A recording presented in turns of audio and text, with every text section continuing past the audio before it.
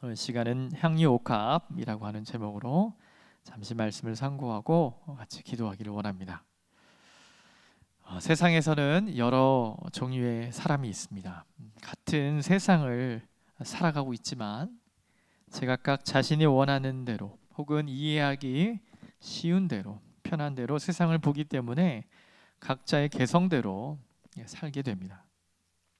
사람은 자신이 중요하게 생각하는 것, 바로 자신의 가치관 또한 세상을 바라보는 세계관에 따라서 세상을 바라보죠.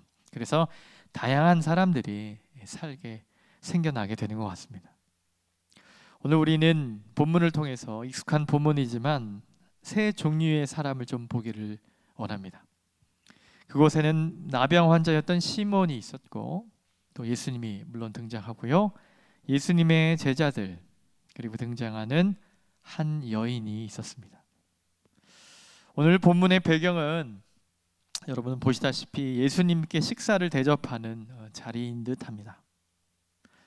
식사는 우리나라와 같이 밥상에 둘러앉는 것과는 달리 이 원어를 보면 들어 눕는다, 엎드린다 라고 하는 원어가 되어 있어요. 본문 3절에 식사하실 때라고 번역이 되어 있지만 원어상으로는 엎드리다, 들어 눕는다 라고 하는 표현이 되어 있어요. 이것은 무엇이냐면 그들의 문화는 식사를 할 때 이렇게 반 정도 누워있는 모습으로 식사를 했던 것으로 우리가 볼 수가 있어요. 그러니까 식사를 함께하는 관계는 우리처럼 격식을 차리고 예를 다하는 것보다는 보다 친숙하고 이런 긴밀한 교제가 필요했던 것 같습니다. 여하튼 오늘 본문의 사건은 식사를 하시려고 할 때 일어나게 되죠. 간략하게 말씀을 드리면 한 여인이 들어오고요. 예수님의 머리에 향수 기름을 이렇게 붓는 일이었죠. 사람들은 굉장히 흥분했고 그 비싼 향유를 버렸다고 그 여인을 책망합니다. 여러분 생각해보면 사실 식사하는 자리에 누군가 실수로 음식을 쏟거나 식탁을 더럽히거나 더 전달하는 과정에서 누군가의 머리에 만약 음식물이 쏟아진다면 분위기가 굉장히 안 좋아지겠죠. 결코 유쾌한 식사를 할 수 없었을 거예요.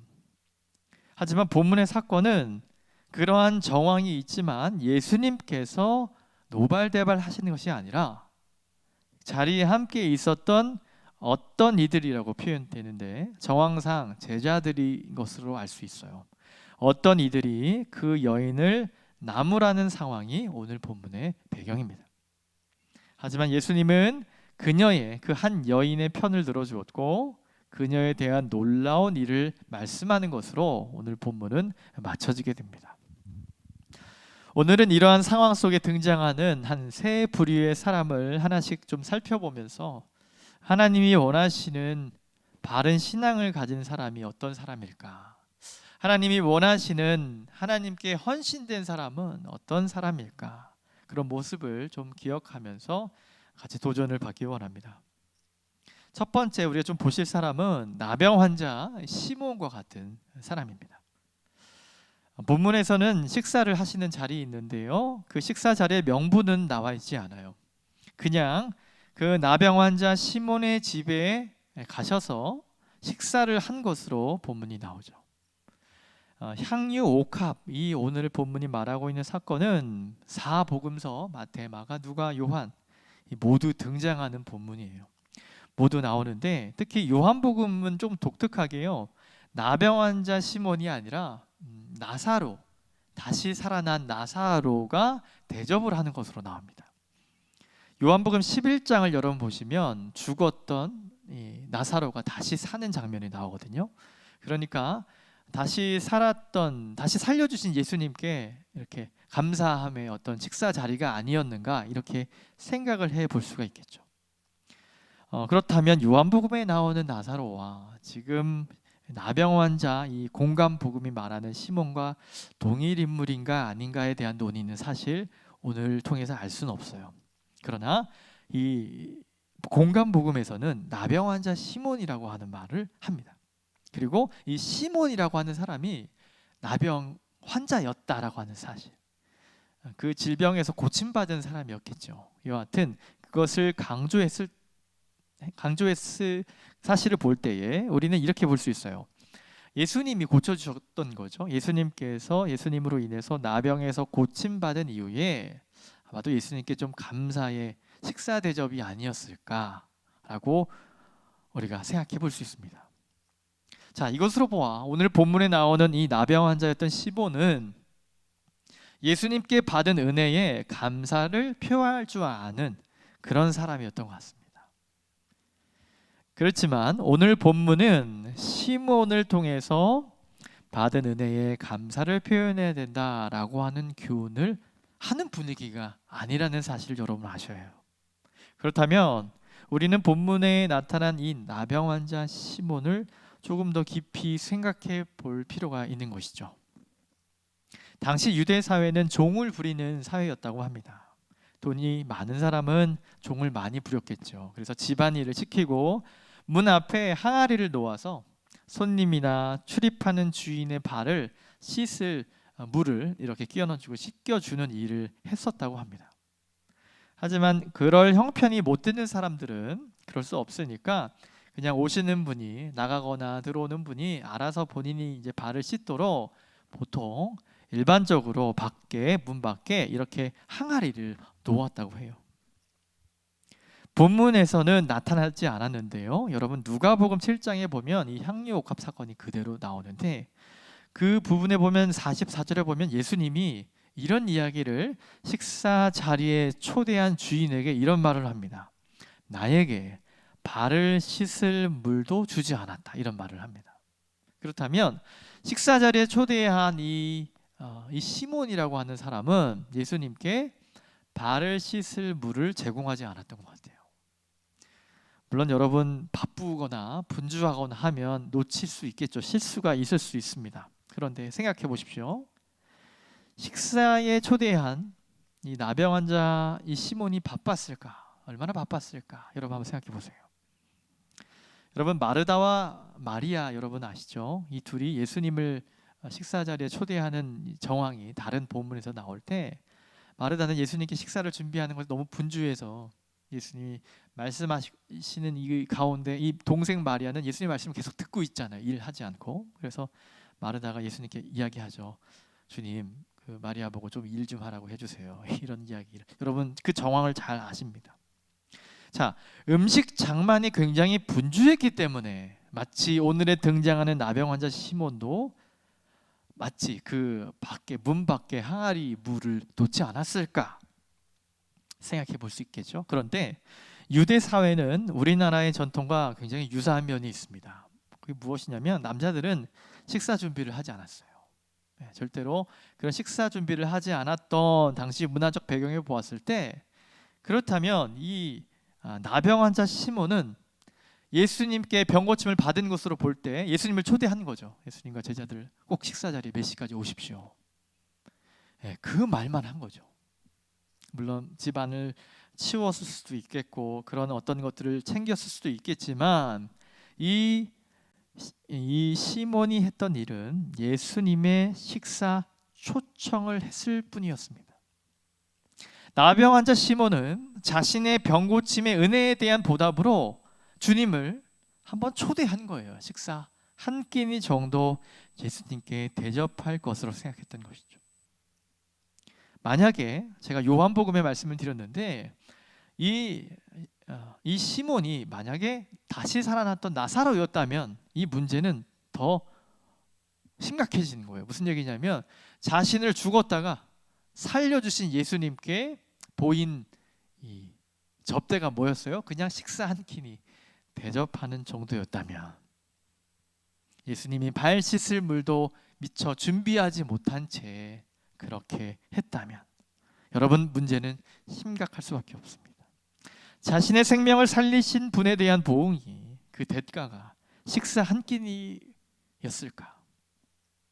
만약 그의 태도가 이와 같았다면 만약에 우리가 생각해보는 그 전제처럼 정말 그 시몬이 정말 나사로였다면 그분이 그런 마음이었다면 예수님은 마음을 아시잖아요. 마음을 보시는 분이셨기 때문에 그 식사 자리가 매우 섭섭한 장이었을 것이다 라는 생각을 해봅니다.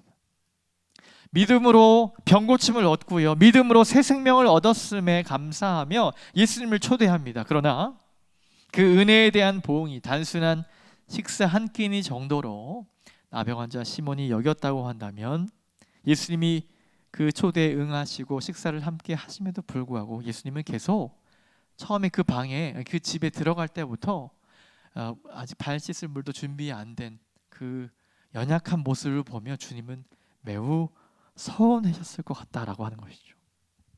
자, 여러분, 여기까지 한번 생각해 보시면 저와 여러분의 모습은 지금 우리가 생각해 본 나병 환자 이 시몬의 모습과 얼마나 다른가 여러분 생각해 보십시오. 아니면 얼마나 나병 환자 시몬의 행동과 유사한가 여러분 생각해 보십시오. 우리는 예수님의 십자가의 은혜가 깨달아지고 예배를 드리고 또 하나님께서 나와 함께 하시는구나 라고 하는 이 은혜를 경험하게 되면 그렇게 하나님께 이 감사의 마음을 드리죠. 보통 일반적인 경우 하나님께 이 헌금을 하는 것을 보게 됩니다.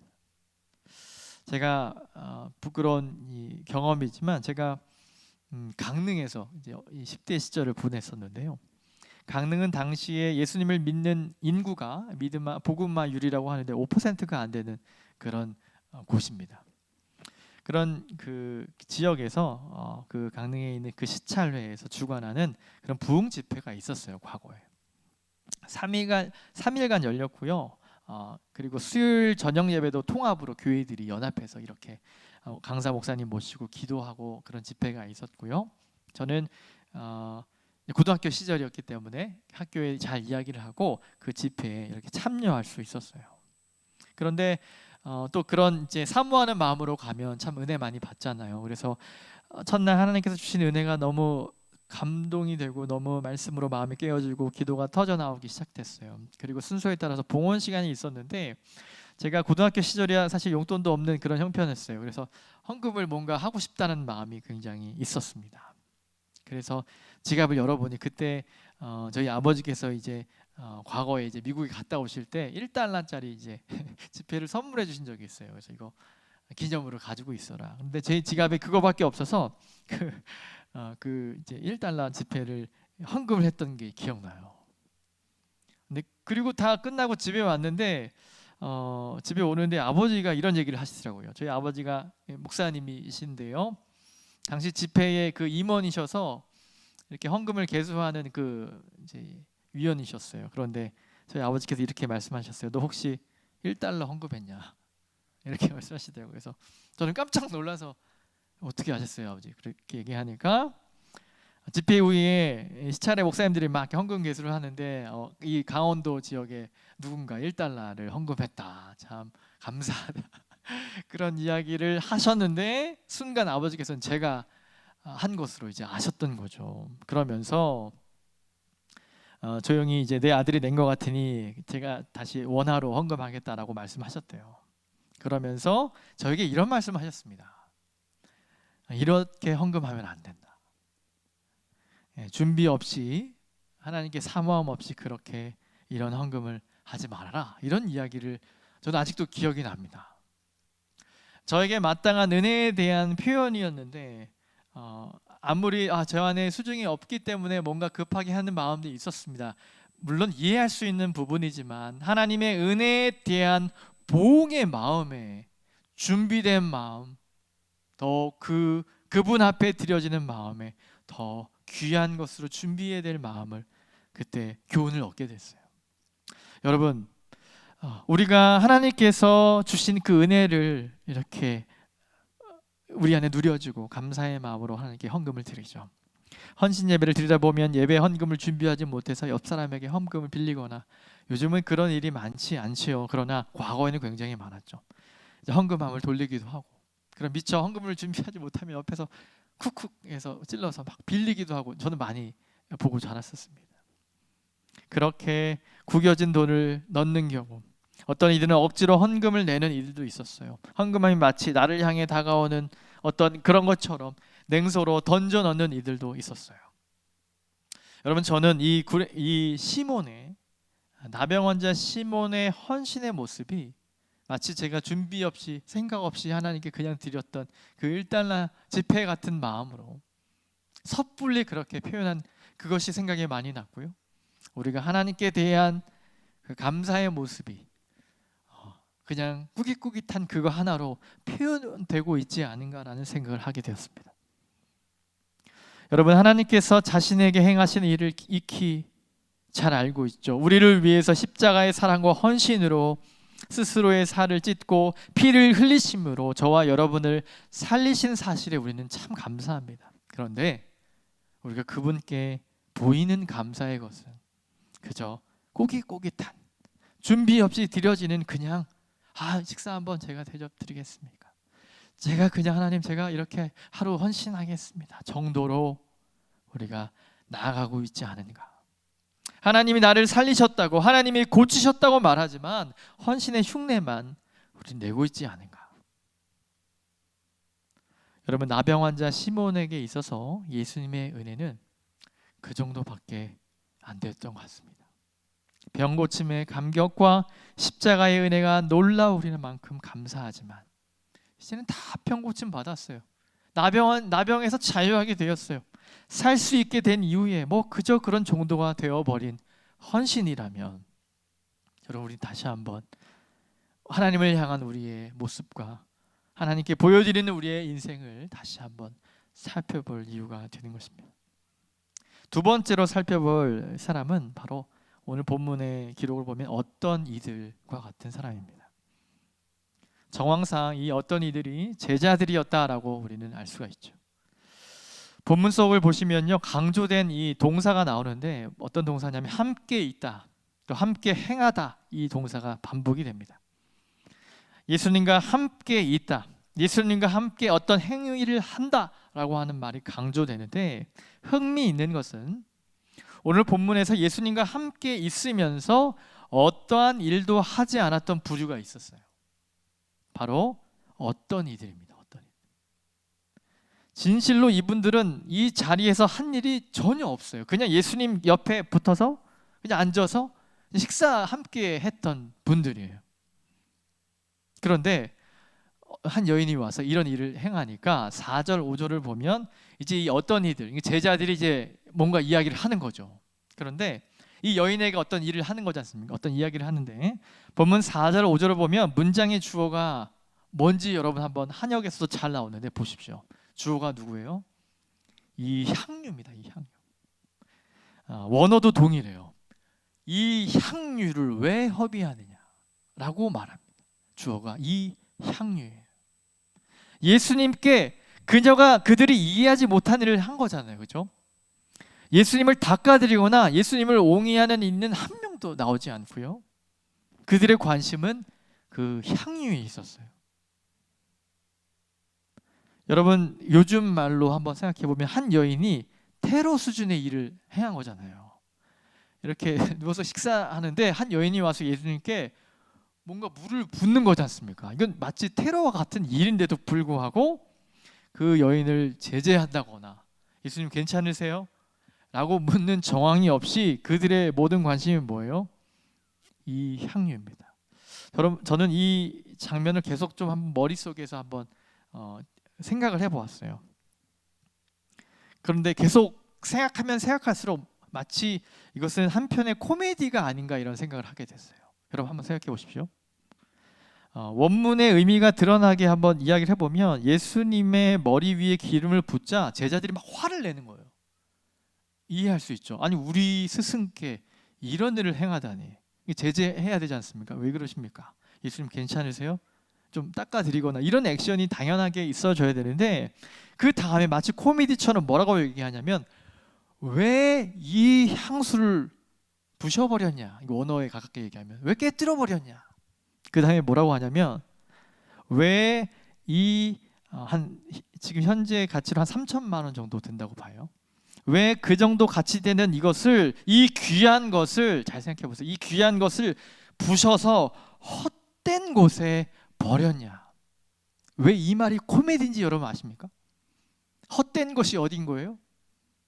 주님의 머리인 거예요. 네, 전혀 웃으시지 않기 때문에 다시 설명드리면 우리의 스승께, 우리의 주님께 이 일을 행했는데 이 제자들은 이 귀한 걸, 비교적으로 이렇게 표현한 거, 이 귀한 걸 전혀 쓸모없는 헛된 곳에 버리냐. 우리 주님을 더욱 무가치하게 만드는 행동을 이 제자들이 하고 있다라는 사실을 볼 수가 있는 겁니다. 그들의 사고에는 철저하게 누가 없는 거죠? 예수님이 없어요. 여러분, 그러니까 이해하는 측면에서 보면 당연히 정말 큰 가치 있는 그 이제 향수와 그 향유를 이렇게 갑작스럽게 소비하면 이거 너무 아깝지 않느냐라고 이야기할 수는 있습니다. 이해될 수 있는 면이 있는데 그들의 언행과 그들의 모든 관심에 뭐가 없었다는 거예요? 우리 주님이 없었다는 것을 여러분 보셔야 돼요. 전혀 주님에 대한 언급이 없어요. 제가 코미디라고 표현할 정도로 마치 우리 주님을 더 뭐요? 가치 없는 헛된 것으로 허비한다고 말했다고 한다면 이렇게 결론 지을 수 있어요. 그들의 관점은 어디에 있는 거예요? 오직 그 물질밖에 없었던 거죠. 그 물질. 그들은 그녀를 훈계합니다. 5절을 보니까 책망했다고 말하는데 이것은 여러분 아시다시피 어른이 아이에게 잘못을 지적하는 훈계를 말해요. 리부크하는 거예요. 야단치는 거죠. 이러면 안 된다. 훈계를 하고 있는 것이. 그들은 가난한 이들에게 나눠줄 수 있었겠다라고 언급하고 있지만 여러분 사실 그들이 말하는 4절이나 5절을 통해서 보면 얼마나 이 사람들이 수리적인 계산에 집중되어 있는지를 알 수 있어요. 한 주석 이 신학자는 이렇게 말합니다. 이러한 부류들, 어떠한 물건이 얼마의 가치가 있다라고 얘기하고 가난한 자에게 이렇게 할 수 있었겠다라고 이야기하는 사람의 대부분은 남을 위해 자신의 재정을 사용해 본 적이 없는 사람이다. 이런 주석을 했더라고요. 많은 부분 저는 공감할 수 있었습니다. 돈을 세상의 제일 가치로 보는 사람, 예수님을 따른다고 말하고 늘 같이 옆에 있다고 말하지만 아직도 그들의 중심은 무엇인 거죠? 돈을 섬기고 있는 이중적인 사람, 바로 제자들이었습니다. 그녀의 옥합의 가치가, 그 향수의 가치가 300데나리온, 데나리온이 하루 노동자의 품삯이래요. 여러분 10만 원으로 대략 한번 계산해 보자면 300을 곱하면 얼마일까요? 저는 제 계산은 3천여만 원이었습니다. 이 계산을 제가 할 수 있는 도와준 분이 누군지 아십니까? 제자들이에요. 제자들의 이 빠른 계산이 저와 여러분에게 그 가치를 알게 하게 하는 것이죠. 그들의 시선과 그들의 모든 가치는 바로 그곳에 있었으니까 그렇습니다. 많은 고민을 하게 했습니다. 오늘날 많은 기독인들이 범하고 있는, 저를 포함하여 모든 기독인들의 죄는 바로 이 재물을 하나님과 겸하여 섬기는 것이 아닐까 생각합니다. 어쩌면 삶 전체가 돈을 제일 목표로 사는 사람들도 있습니다.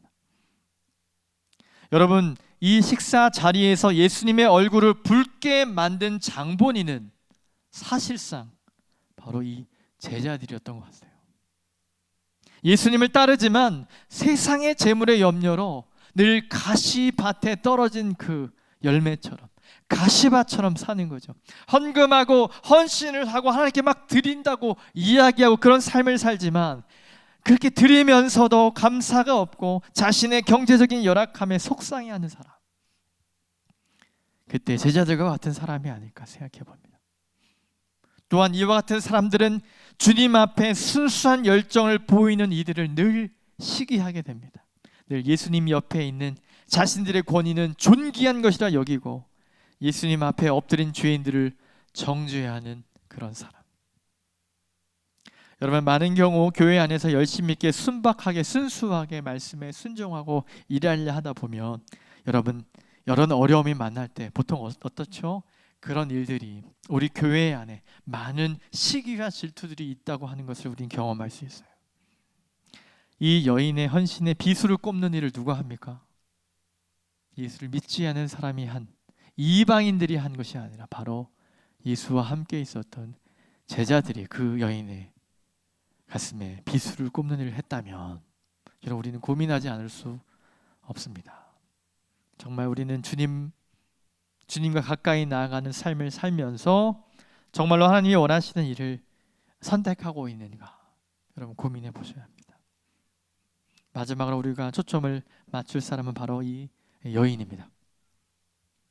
복음서는 그녀를 가리켜서 이름을 소개하지 않고 있어요. 한 여자, 또는 다른 복음서를 보니까 죄인인 한 여자, 또한 다른 복음서는 또 마리아다, 이렇게 우리가 찬양을 우리 예배 전에 예배 때 했던 것처럼 막달라 마리아로 또 소개하는 본문도 있어요. 더욱 정확한 것은 본문에서 그녀가 그 식사 자리에 초대받지 않은 것은 분명해 보입니다.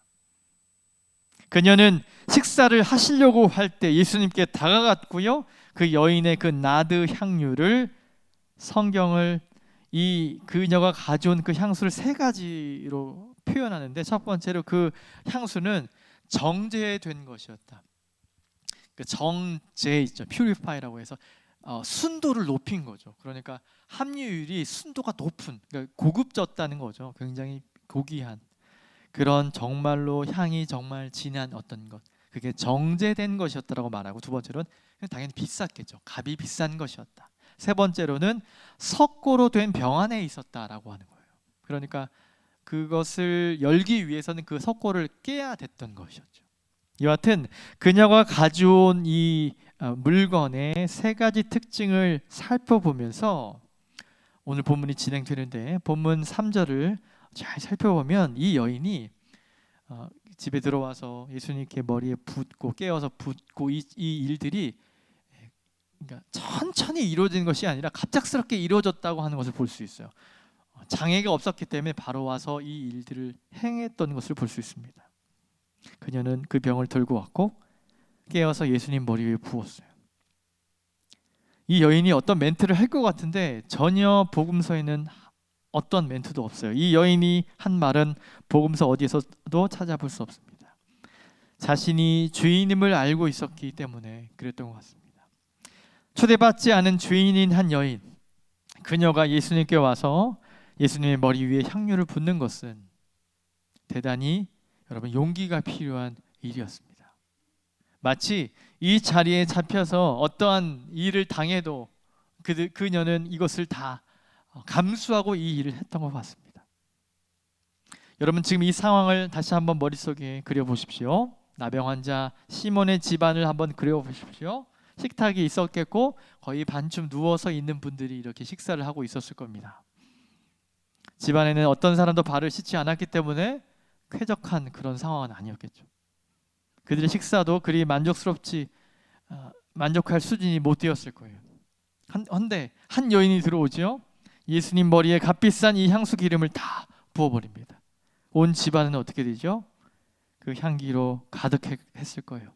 이것이 이 정제된 순도가 높은 이 향수였기 때문에 이 향기는 갑작스럽게 코를 찔렀을 것이었고, 그 방은, 그 집, 그 식탁에 있는 그 공간은 이 향기가 곳곳마다 퍼지게 되었을 겁니다. 곧 그녀는 아무 말도 하지 않은 채 눈물이 났던 것 같아요. 이 여인은 눈물로 예수님의 발을, 그러니까 예수님께 머리에 기름이 있었으니까 이렇게 흘러내리시겠죠. 예수님의 발을 자신의 머리 털로 발을 닦고 입 맞춥니다. 그곳에 있던 이들은 상황을 보고 한마디씩 목소리를 내죠. 그녀를 꾸짖는 거죠. 왜 이렇게 하느냐. 하지만 이 오늘의 주인공인 이 여인의 행동은 멈추지 않았어요. 그리고 주님은 누구를 바라보시죠? 바로 이 여인을 바라보십니다. 여러분, 이들 중에, 오늘 그 식탁에 있던 분들 중에 누가 주님의 마음을 움직이게 했을까요? 바로 이 여인이었습니다. 저는 이 본문을 늘 해마다 묵상하는 가운데 우리 예수님께 나아갈 때, 하나님께 예배하며 나아갈 때, 우리 인생을 진지하게 하나님께 드리는 그런 나아감의 일들 가운데 저와 여러분의 꼭 필요한 것이 바로 이 여인의 발걸음이 아니었을까. 내가 죄인임을 고백하는 것, 성령께서 내 안에 죄를 깨닫게 하실 때 주님, 제 인생에 소망이 없습니다. 하나님 다스려 주시고 깨닫게 하시고 하나님 오늘 힘을 주셔야 오늘을 살 수 있습니다. 이 고백이 나에게 필요하지 않은가. 예수님께서 나의 모든 것이 되신다는 이 고백이 있을 때 이 여인과 같은 용기가 있지 않은가, 이런 생각을 해봅니다. 기록에 따르면 이 여인은 창녀였어요. 좋지 못한 일로 돈을 모았던, 당시 여인들의 로망이었던 결혼 지참금이라고 얘기합니다. 결혼을 하기 위한 필요한 돈. 그 단순히 돈을 하는 게 아니라, 이 기록을 찾아보면요, 이 여인들이 평생에 어떤 일을 하든지 간에 돈을 모아서 이 향유를 사는 것이었다고 해요. 좋은 것일수록 좋겠죠. 여하튼 이 향유를 사서 결혼을 하는 거예요. 신랑을 맞이하면 이 향유를 사용하면서 사는 것이 당시의 유대인들 중에 이스라엘 백성들에게 있었던 한 여인의 인생이었어요. 그게 로망이었어요. 그게 꿈이었어요. 그런데 여튼 뭐 그것을 구입했나 보죠. 이 나드 한 병을 사는 소망으로 사는데, 이 오늘의 주인공 이 여인은 자신의 인생의 목표가 잘 정제된 정말로 멋진 이 나드 한 병을 구하는 돈을 모으는 것으로 생각했겠죠. 하지만 예수님을 어느 시절에 어떻게 만났는지 모르겠지만 우리 주님을 만난 이후에 그녀는 인생의 결론을 만나게 됐어요. 내 인생의 의미가 뭔지 분명하게 알게 됐어요. 어떻게 주님을 대해야 되는지를 알게 된 거예요. 죄인인데도 불구하고 주님께 나아가서 이 일을 해야 된다고 하는 것이 그녀의 인생의 결론으로, 어떤 것이도 이 여인의 이 일을 막지 못했을 것 같습니다. 물론 많은 유대인들은 이러한 여인을 괄시하고 그들과 불법적인 관계를 맺으면서도 그들을 죄인으로 정죄하고 사람으로 취급하지 않았지만, 이 여인은 어떻게 되죠? 예수님께 나아옵니다. 그녀의 인생 결론을 붙잡고 이 일을 행합니다. 그 정점에 있을 때 오늘 본문의 4절에 보셨듯이 예수님과 함께한 제자들은 왜 그것을 허비하느냐, 왜 부숴버리냐, 왜 다른 이들처럼 세상이 말하는 보편적인 성공을 왜 부숴버리냐. 한 여인의 믿음의 행동이 잘난 세상의 잣대로 비난을 받고 있는 그때, 주님 앞에 나가서 자신의 삶의 전부를 드리고 눈물로 호소하는 현장이 예수님의 제자들을 포함해서 사람들의 웃음거리와 훈계의 대상이 되어버린 그 정황에, 이 불합리한 상황에서 예수님이 이제 말씀을 시작하시죠. 뭐라고 얘기하시죠? 가만히 두어라. 저는 이 말을 주님이 호통을 치셨다고 저는 생각을 해요. 가만히 두어라. 왜 그녀를 괴롭게 만드냐? 그녀는 내게 좋은 일을 한 것이다. 이게 사실 한역에는 제가 이 뉘앙스가 잘 전달이 안 됐다고 생각합니다. 원어로 보면 이 여인은 나에게 선한 일을 행했다, 이렇게 얘기해요. 나에게 선한 일을 행했다. 죄인인 여인이 선한 일을 할 수 있습니까? 율법에서는 불가능한 일인데 이렇게 얘기해요, 주님이. 이 여인은 선한 일을 행했다. 이 장면을 묵상하면 늘 언제나 제게 감동이 됩니다. 왜냐하면 이 여인과 같은 마음으로 이 땅을 살다 보면 세상 가운데 또 나 스스로를 바라보며 나 스스로의 인생을 말하며 세상의 즐거움과 씨름하고 있는 모습들, 저의 이 죄성들을 바라보며 비겁한 모습을 바라보며 주님께 헌신되지 못하는 연약함을 마주할 때가 많아요. 그럴 때 이 여인의 불합리한 상황에 우리 주님은, 사실 여인에게 모질게 예수님이 많이 말씀을 하십니다만 이 자리에서만큼은 주님은 엄히 관여하시고 더 이상 참으실 수 없었죠. 왜 그렇죠? 바로 예수님은 중심을 보시기 때문입니다. 나병 환자 시몬과 제자들, 그리고 이 눈물로 발을 닦고 있는 이 여인의 중심을 아셨기 때문에 더 이상 참을 수 없었던 거예요. 더 이상 믿음의 눈으로 보지 못하는 제자들의 이 비소를 참고 있을 수 없어서 주님은 호통하시는 거죠. 이런 엄청난 일을 다음에 말하는데, 그녀의 그 일이 자신의 장래를 위한 일이었다, 이런 말을 해요. 저는 당시에 이 식사 자리에 이 말을 이 시몬과 이 제자들은 이해하지 못했다고 생각합니다. 오직 이 말은 우리 주님과 이 여인만 이 의미를 알고 있었다고 저는 생각합니다. 왜냐하면 예수님은 이 자리에 오시기까지 내가 사람들 손위에 잡혀 사흘 후에 다시 살아난다라고 하는 이 진리를 거듭거듭 말씀하실 때마다 제자들은 누가 더 높은 자인가에 대한 자신의 이 다툼 가운데 있었던 것을 보신다면, 이 부활의 진리를 또 죽었다가 다시 살아난 나사로를 통해 보면서 부활의 진리를 말씀하셨는데도 아무도 예수님의 죽으심을 준비하는 자가 없었죠. 그런데 아무도가 아니었고 오늘 본문에 딱 한 명 등장해요. 바로 이 이름 없는 여인, 막달라 마리아라고 말해도 좋습니다. 여하튼 한 여인이 예수의 부활을 믿고 이 일을 행했다면 오직 비참한 삶을 살았던 주인이었던 한 여인밖에 없었습니다. 생명의 주심, 생명을 주심의 은혜에 식사 한 끼니 정도로 생각했던 나병 환자 시몬과 재물의 눈이 어두워 분별하지 못하는 제자들 때문에 마음이 답답하고 몹시 서운해하셨던 예수님은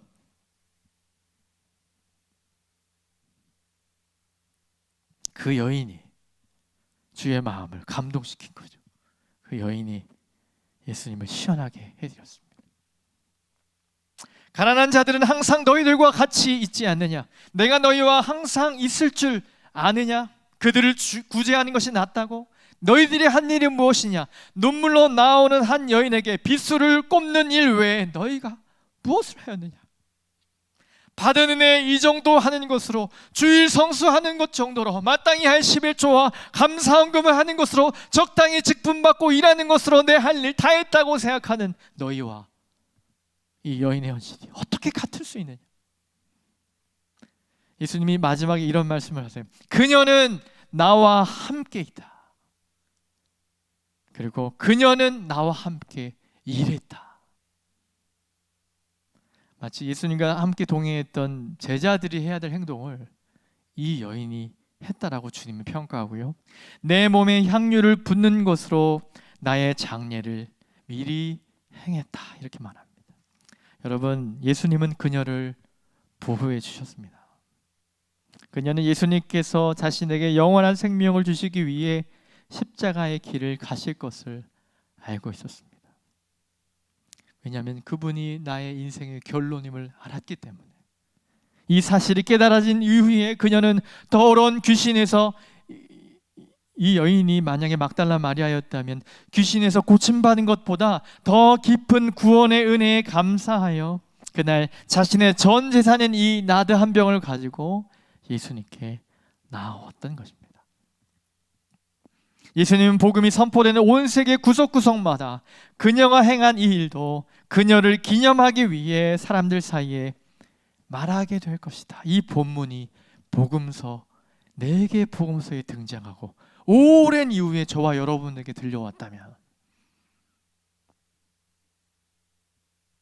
이 말씀은 성경 다른 곳 다른 어떤 이에게서도 찾아볼 수 없는 예언입니다. 예수 그리스도의 십자가의 사건과 부활의 사건의 어떤 한 인생의 공로도 주님은 허락하지 않으신데 이 여인의 이 헌신만은 함께 전파가 될 거라고 말하고 있습니다. 말씀을 정리하겠습니다. 저와 여러분 가운데 이 여인과 같은 마음이 있으십니까? 그 어려움 가운데 여러분 있으십니까? 주님의 위로하심을 받으십시오. 우리는 어떤 헌신의 삶을 살아야 합니까? 나의 안위와 나의 명예와 안정을 위하는 삶을 살고 있다면 여러분 잠시 그것을 멈추고 주님이 저와 여러분을 위해 행하신 일에 집중하십시오. 여러분 그 일 가운데 주님이 위로하심이 있고요, 주의 사랑이, 이 사랑이 관념적이고 멈춰진 사랑이 아닌 늘 내 안에 살아있는 사랑입니다. 이것을 경험하게 될 것입니다. 참 헌신의 삶을 묵상하는 그런 고난 시간들, 고난 주간의 시간이 되기를 주님의 이름으로 축원합니다. 주님을 기쁘시게 해드릴 것을 찾으시고 주님께 마땅히 보일 헌신의 삶으로 나아가는 저와 여러분 되기를 주님의 이름으로 축원합니다. 시간 같이 말씀을 기억하며 주 앞에 이렇게 결단하며 기도했으면 좋겠습니다.